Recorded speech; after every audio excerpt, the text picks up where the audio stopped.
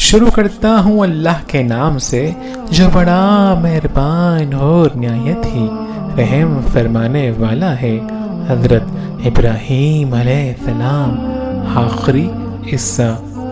حضرت ابراہیم علیہ السلام کے دو عظیم فرزند۔ اللہ تعالیٰ نے حضرت ابراہیم خلیل اللہ کو دو عظیم فرزند عطا فرمائے اور دونوں کو نبوت سے سرفراز فرمایا۔ ایک حضرت اسماعیل جو حضرت ہاجرہ کے بطن سے پیدا ہوئے اور دوسرے حضرت اسحاق جو حضرت سارہ کے بطن سے پیدا ہوئے۔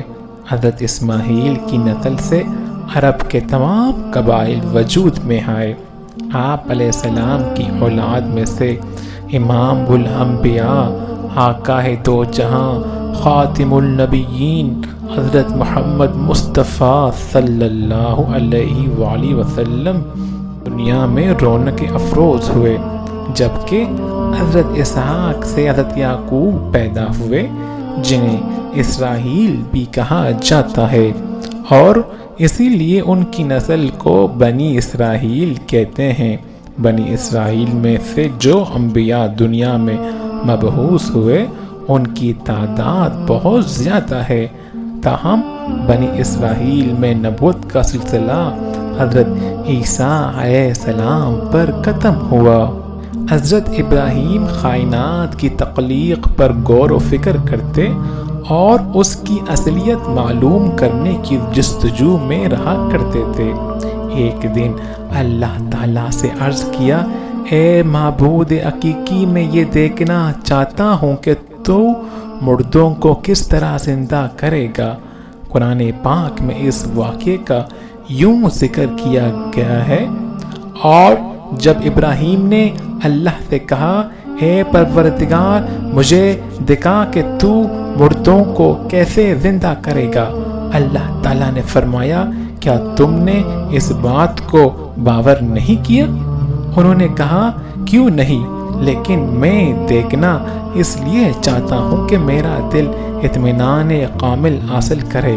اللہ نے فرمایا، 4 پرندے پکڑ کر اپنے پاس منگوا لو اور ٹکڑے ٹکڑے کر دو، پھر ان کا ایک ایک ٹکڑا ہر ایک پہاڑ پر رکھ دو، پھر ان کو بلاؤ تو وہ تمہارے پاس دوڑتے چلے آئیں گے، اور جان رکھو کہ اللہ غالب اور صاحب حکمت ہے۔ سورۃ البقرہ آیات 7۔ چنانچہ اللہ تعالیٰ کے حکم سے چاروں پہاڑوں پر رکھے ہوئے پرندوں کے مختلف اعضاء ان کی طرف آتے رہے اور جڑتے رہے، یہاں تک کہ ان کے بدن کے تمام اجزاء آپس میں جڑ گئے، ان پر پہلے کی طرح پر آ گئے اور وہ زندہ ہو کر اڑ گئے۔ نمرود کا حشر۔ روایات میں ہے کہ اللہ متکبر اور جابر نمرود اور اس کے لشکر کو تباہ و برباد کرنے کے لیے مچھروں کے گول کو بھیجا۔ زہریلے مچھر ایک بڑے لشکر نے نمرود کی فوج پر حملہ کر دیا اور انہیں بے جان ہڈیوں کے ڈھانچے میں تبدیل کر دیا۔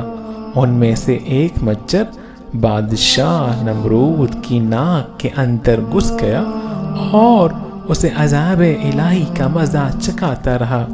نمرود جب تکلیف کی شدت سے بہت زیادہ تڑپتا تو اس کے مغرور سر پر جوتوں کی بارش کی جاتی۔ سر پر جوتے پڑنے سے مچھر کچھ دیر کے لیے رکتا، جس کی وجہ سے تکلیف میں وقتی طور پر کمی آتی، لیکن کچھ ہی دیر بعد تکلیف میں اضافہ ہو جاتا، اور پھر ایک طویل مدت بعد وہی چھوٹا سا مچھر اس کے دنیا سے نیست و نابود ہونے کی وجہ بنا۔ یوں دنیا کے سب سے زیادہ طاقتور اور خدائی کے دعوے دار کی موت دنیا کی انتہائی حقیر اور کمزور چیز سے کروا کر اللہ تعالیٰ نے ریتی دنیا تک کے متکبر اور مغرور انسانوں کو سبق دے دیا کہ پروردگار کی فراہم کردہ نعمتوں پر غرور و تکبر کرنا، دوسروں کو حقیر سمجھنا اللہ کو سخت ناپسند ہے۔ حضرت ابراہیم کی اہلیہ حضرت سارہ کا انتقال 127 برس کی عمر میں ہوا۔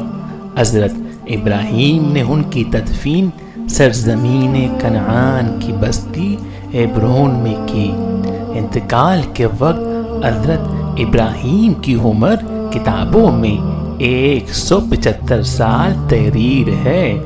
اہل کتاب نے حضرت ابراہیم کے پاس ملک الموت کے آنے کے بہت سے قصے نقل کیے ہیں، جن کی تفصیل بہت طویل ہے اور ان میں بہت زیادہ تضاد بھی ہے۔